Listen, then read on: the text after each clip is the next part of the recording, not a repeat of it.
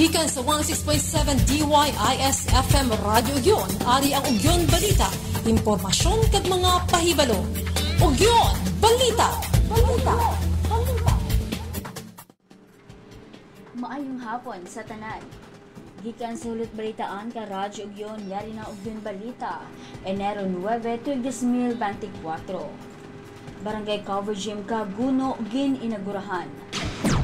367 ka mga negosyante sa Santa Barbara nakaproseso na ka business permit. Business establishment sa Santa Barbara dapat may tagsa-tagsa nga basurahan. 25 ka mga Santa Barbaranhons nagpasakop sa TESDA training passenger bus or and straight truck. Western Visayas ikalima nga may pinakadamo nga fireworks related injuries sa Pilipinas.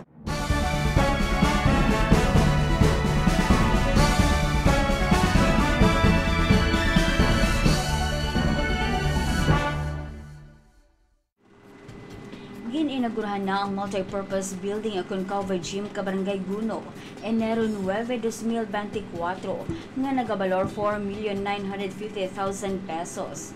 Ini ang gintambungan na 2nd District Congressman Michael Goriseta, Board Member June Mondihar, Monsignor Sinforosa Padilla Jr., Reverend Father John Eric Vargas, Mayor Doc Dennis Superficial, DPWH 4th District Engineering Office Engineer Mario Soriano, Vice Mayor Isabelo Makino, kag SB members. Yaraman ang presensya ka mga barangay officials nga ginpanguna ni punong barangay Lita Sondia, senior citizens kag mga pumuluyo ka barangay Guno.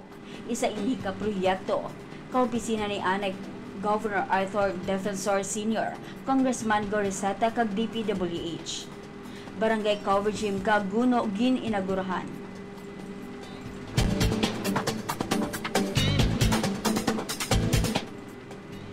Siyete ka mga negosyante sa Santa Barbara ang nakaproseso na kaila business permit halin Enero 2 tugdub Enero 8, 2024. Ini sa sulod ka 1,580 ka business establishments nga nakakuha ka lisensya sa one-stop shop sang tuig 2023. Kag sa sulod ka 367 ang bagong nga business permit applicant. Samtang 347 naman ang nag-renew ka business permits. Ang renewal sang business permit ang tubtub na lamang sa Enero 19, Biyernes nga adlaw. 367 ka mga negosyante sa Santa Barbara nakaproseso na ka business permit.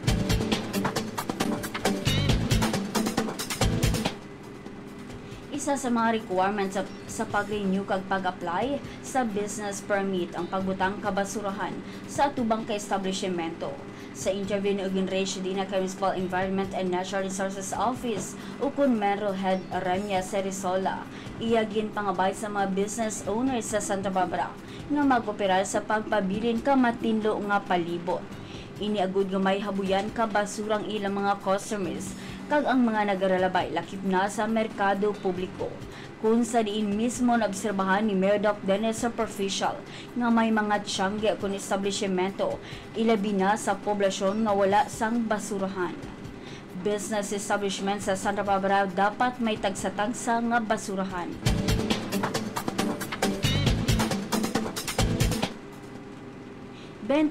Tanan ka Santa Barbaranhons ang nagpasakop sa TESDA training NC3 passenger bus kag straight truck. Ini ang ginapatigayon sa sulod ka 16 Dias. Nagsugod ang actual training Disyembre 31, 2023. Kag matapos sa Enero 22, 2024. Ang mga partisipante ang ginapaidalom sa oral exam, written exam kag practical exam. May allowance pa ini nga 350 pesos sa kada adlaw. Bulig halin sa Department of Transportation para sa mga drivers. Pamatian pahayag ni Pastor Almer Kahilig, instructor sang training. Kabilog ang atong training para makapasar ini sila sa NC3 passenger bus kag straight truck. Ang 25 ini mag-undergo ini sila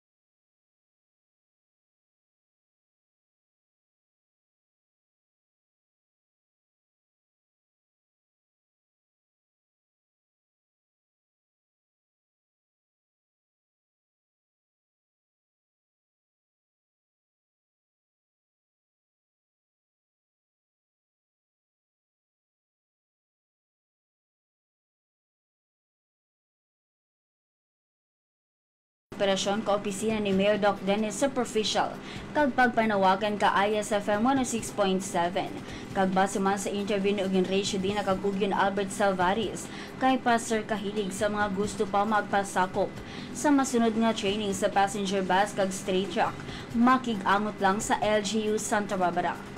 25 ka Santa Barbarahons nagpasakop sa Tesla training passenger bus kag straight truck.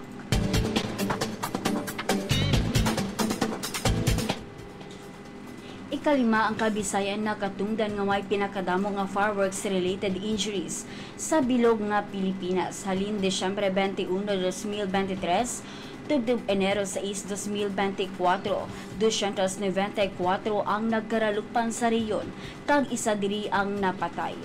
33 diri ang Saklan, 19 sa Antique, 19 man sa Capiz, 3 sa Guimaras, 97 sa probinsya ka Iloilo, 103 sa Negros Occidental, 9 sa Bacolod City kag 11 sa syudad ka Iloilo.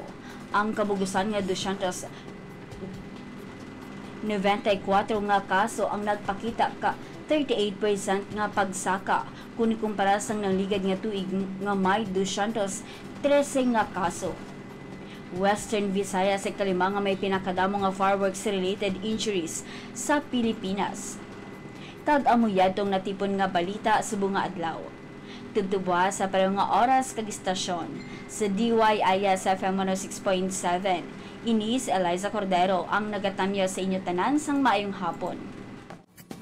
Inyo nabatian ang mga natipon nga balita, impormasyon kag mga pahibalo.